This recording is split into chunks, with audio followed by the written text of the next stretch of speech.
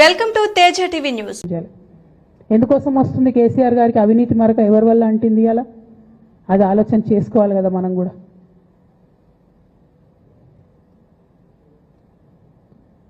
కొంతమంది కేసీఆర్ గారి పక్కన ఉన్నటువంటి వాళ్ళు కేసీఆర్ గారి పేరు చెప్పుకొని అనేక రకాలుగా లబ్ధి పొంది వారు చేసినటువంటి అనేక చెత్త పనుల వల్ల ఇవాళ కేసీఆర్ గారి పేరు బద్నామయ్యే పరిస్థితి వచ్చింది.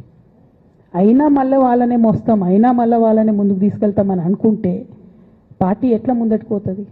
ఒక బిడ్డగా నిజంగా నేను బాధపడతా ఉన్నాను. ఇవాళ 5 సంవత్సరాలు ఇరిగేషన్ మంత్రిగా చేసినటువంటి హరీష్ రావు గారిది మేజర్ పాత్ర లేదా దీంట్లో? అందుకే కదా కేసీఆర్ గారు వారిని సెకండ్ టర్మ్లో తప్పించిండ్రు.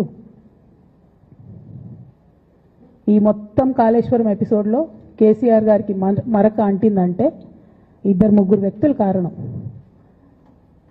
మాజీ రాజ్యసభ సభ్యుడు ఒకలైతే, హరీష్ రావు గారు ఒకలైతే, మేఘా కృష్ణారెడ్డి గారు ఇంకోడు, మేఘానో బోగానో ఏదో. ఈ పెద్ద పెద్ద కాంట్రాక్టర్లు అందరితో కుమ్మక్కై కేసీఆర్ గారు ప్రజల కోసం ఆలోచన చేస్తే, నీళ్ల కోసం ఆలోచన చేస్తే, వీళ్ళు సొంత వనరుల కోసం, డెవలప్మెంట్ కోసం, ఆస్తులు పెంచుకోవడం కోసం ఆలోచన చేసి ఇవాళ మీ వల్ల రేవంత్ రెడ్డి లాంటి వ్యక్తి, తెలంగాణ ఉద్యమానికి సంబంధం లేని వ్యక్తి, కేసీఆర్ గారి కాలి గోటికి సరిపోని వ్యక్తి, ఆయన నిలబడి కేసీఆర్ గారిని చెయ్యెత్తి చూపించి కేసీఆర్ గారి మీద సిబిఐ ఇవాళ నేను వేస్తా అని చెప్తున్నాడంటే కారణం ఎవరు దీనికి? నేను భరించిన, ఇదే హరీష్ రావు గారు, ఇదే సంతోష్ రావు గారు అనేక కుట్రలు చేసినా కూడా భరించిన.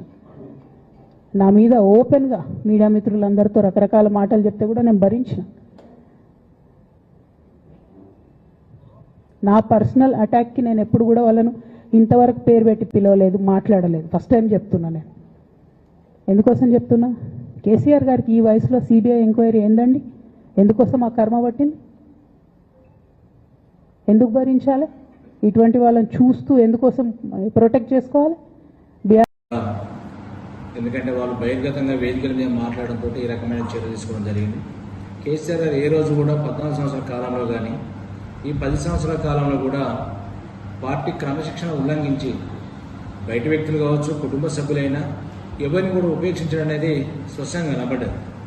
ఎందుకంటే అనేక సందర్భాల్లో కవిత గారు మరి లెటర్ లీక్ చేసిరని చెప్పడం, ఇంట్లో దయ్యాలు ఉన్నారని చెప్పడం, ఇలా కాళేశ్వరం ప్రాజెక్టు మీద సిబిఐకి కాంగ్రెస్ పార్టీ ప్రభుత్వం మరి రేవంత్ రెడ్డి గారు సిబిఐకి లాస్ట్ చివరి మూమెంట్లో సిబిఐకి ఇవ్వడంతో దానికి బీజేపీతో చేతులు కలిపాలి ఇవ్వడంతో దానికి కారణమే కాళేశ్వరం ప్రాజెక్టు మీద సిబిఐ ఎంక్వైరీ చేయడం కేసీఆర్ గారు అంటే దీనికి కారణం హరీష్ రావు గారు అనేది ప్రస్థాన చేసిందో యావత్ పార్టీని కానీ తెలంగాణ ప్రజానికి కలత చెందే విధంగా కవిత గారి వ్యాఖ్యలు ఉన్నాయి. ఎందుకంటే ఒక కుటుంబ సభ్యురాలుగా కేసీఆర్ గారి కూతురుగా ఏమైనా ఉంటే అంతర్గతంగా ఇంట్లో డిస్కషన్ చేసుకోవాలి చెప్తూ బహిర్గత వేదికల మీద మరి మీడియా ద్వారా మాట్లాడి కాంగ్రెస్ పార్టీ అటు బీజేపీ పార్టీ అలా కేసీఆర్ గారిని గత 10 సంవత్సరాలు చేసిన కార్యక్రమం 4 రూపాయలు లేకుండా చేయాలని ఒక మాట అనుకుంటే ఇవాళ ఎన్నటిగట్టని విధంగా కాళేశ్వరం ప్రాజెక్టు 4.5 సంవత్సరాల్లో పూర్తి చేసి దాదాపు లక్షలాది ఎకరాలకు సాధనకు అందిస్తుంటే ఇవాళ దాన్ని చూసి డైజెషన్ చేసుకునే పరిస్థితులు కాంగ్రెస్ పార్టీ ఉంటే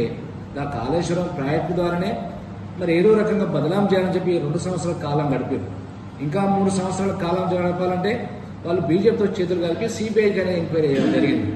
మరి అలా ముసుగులో పడి మీరు పార్టీ మీద మరి అంతర్గత వేదికల మీద పార్టీని డిశ్చార్జ్ చేసే విధంగా హరీష్ రావు గారి మీద పదే మాట్లాడు, మా వర్కింగ్ ప్రెసిడెంట్ కేటీఆర్ గారి మీద పదే మాట్లాడుతుంటే ఇలా పార్టీ స్టాండ్ ఎవరు కూడా జీర్ణించుకోలేని పరిస్థితి ఉన్నారు.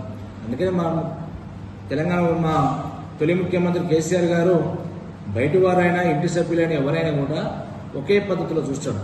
ఎందుకంటే ప్రతి ఒక్కరు కూడా కుటుంబ సభ్యులైన బిడ్డలుగా అనుకుని భావించే నాయకుడు కేసీఆర్ గారు.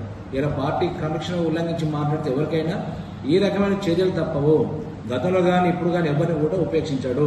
పార్టీ అనేది సుప్రీము, పార్టీ అధినేతే మనకు సుప్రీం శిరోదయము. ఇలా వ్యక్తులు ఎవరు కూడా పార్టీకి సుప్రీం గారు. వ్యక్తులుగా మిగిలిపోతారు. వ్యక్తులందరూ కలిసి ఒక శక్తిగా పార్టీ నిలబడుతుంది. కానీ ఇష్టానుసారంగా మనం కుటుంబ సభ్యులంగా చెప్పి ఏది పడుతుంది మరి మీడియా వేదిక మీద అటువైపు కొన్ని పత్రికల్లో మరి కాంగ్రెస్ పార్టీతో కొలుడైన లేకపోతే బీజేపీ పార్టీతో కొలుడైన చెప్పి వచ్చే వార్తలు అవుతున్నాయి. మీరే చెప్తున్నారు మాటలు కూడా. ఆ రకమైన ఏకోపించి మాట్లాడుతున్నాను అనుమానం పార్టీలో కూడా ఉంటుంది కదా. అందుకని మంచి పద్ధతి కాదని ఈరోజు ఇంత స్థాయిలో దిగి మరి మాట్లాడుకుంటే కవిత గారు మరి ఏమాత్రం చర్య తీసుకోకుంటే మరి ఏ రకంగా ఉంటుందనే ఆలోచనతోటి గౌరవ మా బీఆర్ఎస్ పార్టీ అధినేత పార్టీని కాపాడుకోవాలి, మళ్ళీ అధికారం రావాలి, పేద ప్రజలకు అండగా ఉండాలి, రైతులకు అండగా ఉండాలని చెప్పి ఈరోజు ఒకవైపు కేటీఆర్ గారు, ఒకవైపు హరీష్ రావు గారు మరి జోడెడ్లాగా పనిచేసి ఈరోజు ప్రభుత్వాన్ని చెంపల మీద చెంపలు వాయించే రోజు సమాధానం చెప్పలేని పరిస్థితి ప్రభుత్వాన్ని నిలబెడుతుంటే, మరొక వైపు మీరు ఇంటి సభ్యురాలు కూడా ఈ రకంగా మాట్లాడాలంటే మీరు కాంగ్రెస్ పార్టీ చేతులు అనేక రకాలు ఉన్నాయి. మీరు మాటలో స్పష్టంగా కనబడుతుంది కాబట్టి ఈ రకమైన పద్ధతి మంచిది అని చెప్పి కొద్ది రోజులు ఆలోచించినా కూడా మీరు ఇంకా మితిమీరి మాట్లాడుతుంటే పార్టీ రకమైన చర్యలు తీసుకోవడం పార్టీకి ఎలాంటి నష్టం ఉండదు. ప్రజలు కానీ ఇలా కాంగ్రెస్ పార్టీ నాయకులు, కార్యకర్తలు కాంగ్రెస్ పార్టీ ఓటేసిన వాళ్ళు కూడా మళ్ళీ కేసీఆర్ ఉండాలి ముఖ్యమంత్రిని కోరుకుంటారంటే ఆ తరంలో మీరు ఏమైనా మాట్లాడుతుంటే ఎవరి ప్రోత్సాహంతో మీరు మాట్లాడుతున్నా స్పష్టంగా కనబడుతున్నారు. అందుకని ఇది మంచి పద్ధతి కాదని ఈరోజు కేసీఆర్ గారు ఒక మంచి నిర్ణయం తీసుకుని చెప్పి యావత్ తెలంగాణ బీఆర్ఎస్ పార్టీ, తెలంగాణ ప్రజానికం కూడా ఈరోజు హర్షిస్తారు. ఇది మంచి పద్ధతి, ఎవరిని కూడా క్షమించరు. పార్టీ లైన్ ఎవరు కూడా గీత దాటకూడదు. ఎవరు దాటినా, ఎంత పెద్ద వ్యక్తి దాటినా ఈ రకమైన చర్యలు తప్పవనేది పార్టీ మొదటి నుంచి కూడా లైన్ ఉంది. అదే పద్ధతిలో ఒక క్రమశిక్షణ గల పార్టీ కాబట్టి, ఒక సైనికుడు కాబట్టి కేసీఆర్ గారు తెలంగాణ సైనికుడిగా, మరి ఒక రథసారథిగా, తెలంగాణ అభివృద్ధి ప్రదాతగా అనేక రైతాంగాన్ని కానీ, కాలుష్యం కానీ, కరెంటు కానీ, అనేక రకాల పేద వర్గాలకు విద్య కానీ, వైద్యం అందించిన గొప్ప నాయకుడు కేసీఆర్ గారు. ఆ దిశలో పయనిస్తున్న పార్టీ కూతురుగా ఉండి ఈ రకంగా మాట్లాడడం మంచిది కాదని ప్రజలు కూడా జీర్ణించుకునే పరిస్థితిలో కేసీఆర్ గారు ఒక నిర్ణయం తీసుకోవడం దాన్ని అందరూ కూడా హర్షిస్తారు.